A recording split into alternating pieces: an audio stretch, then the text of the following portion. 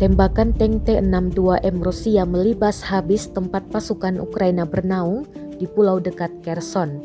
Rekamannya beredar di Telegram pada Selasa, 7 Maret 2023. Sejumlah pasukan Ukraina di dalam rumah tersebut dikabarkan tewas. Dalam keterangan unggahan disebutkan rekaman itu menunjukkan karya awak tank T-62M, pembongkaran epik sebuah rumah dengan militan angkatan bersenjata Ukraina di tepi sungai Dnieper di wilayah Kherson oleh tank T-62M sukses, jelas narasi unggahan.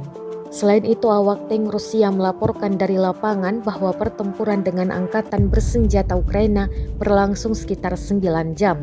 Pasukan Ukraina mencoba untuk maju di dermaga dan pulau-pulau dekat Kherson, tetapi rencana serangan itu berhasil dipukul mundur, jelas militer Rusia dalam laporan di Telegram.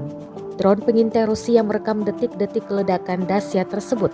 Rekamannya pun menuai berbagai komentar dari warganet.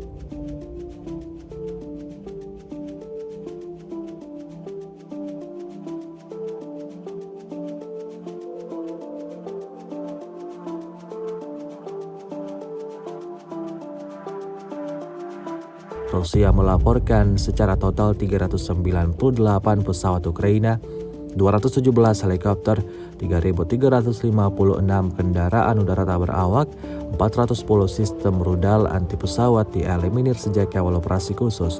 Dari kubu Kiev, Kementerian Pertahanan Ukraina melaporkan 1.060 tentara Rusia dieliminir dalam 24 jam terakhir. Total 154.830 prajurit Federasi Rusia meninggal sejak awal konflik hingga hari ke-377.